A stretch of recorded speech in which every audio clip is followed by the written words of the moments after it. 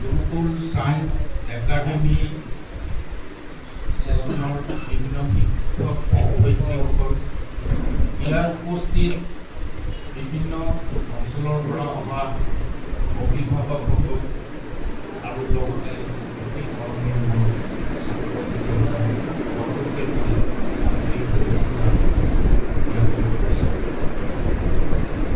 মই ইয়াত বিশেষ ক'বলগীয়া নাই।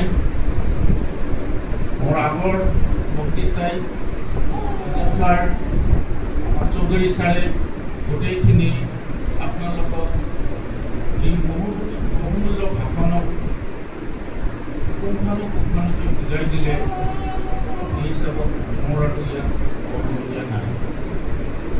তথাপিও যিহেতু মোক ইয়াত ক'ব দিছে, আজি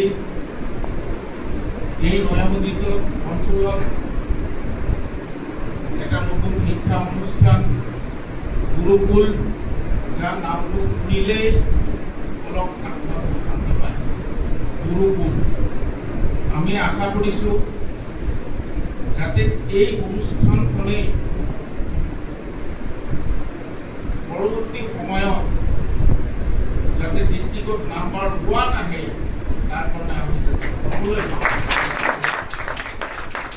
ইয়াৰ উপস্থিত গুৰুসকল, যে আজি যিটো আমি এটা সংকল্প লৈছোঁ, ইয়াৰ অনুষ্ঠানত আমি আহি দেখিলোঁ যে আপোনালোকে যিটো সংকল্প লৈছে, ছাত্ৰ ছাত্ৰীসকলেও আপোনালোকৰ আহিছে,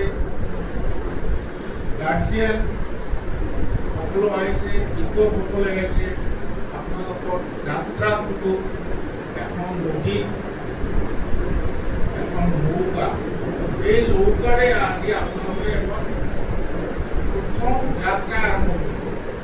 ইয়াৰে যাত্ৰী হ'ল ছাত্ৰ ছাত্ৰীসকল, ইয়াৰ পৰিচালক যিজন আমাৰ পৰীক্ষাৱালা বুলি কয়, এইবিলাকে হ'ল আমাৰ গুৰুসকল।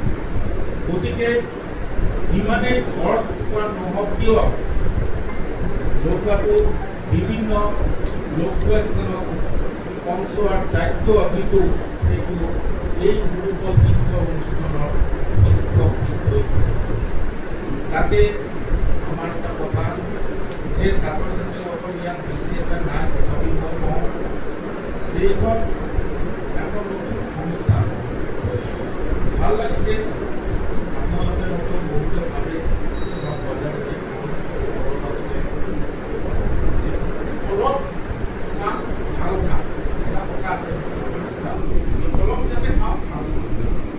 গতিকে যিখিনি ষ্টুডেণ্ট ইয়াত এডমিশ্যন হৈছে, আৰু আমি লোৱাৰ পৰা আৰু ষ্টুডেণ্ট আনিব, যিটো পাৰ্চেণ্টেজ হয়, মানে যাতে 100% হোৱাৰ কাৰণে সকলোৱে এইখিনি চেষ্টা কৰিব।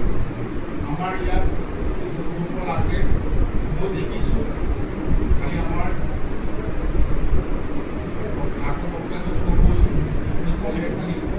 ছাৰে যে সেইবোৰ নহয়, সকলো শিক্ষকে ইয়াত দক্ষতা উচ্চ শিক্ষিত মই দেখিবলৈ পাইছোঁ।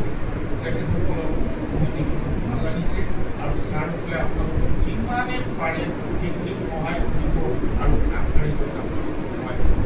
গণক্ষেত্ৰত মই আৰু এটা কথা ক'বলৈ গৈছোঁ যে এইখন বিদ্যালয় আগবাঢ়ি যোৱাত আমি অঞ্চলৰ যিবিলাক বিশিষ্ট ব্যক্তিসকলে আছোঁ, যদি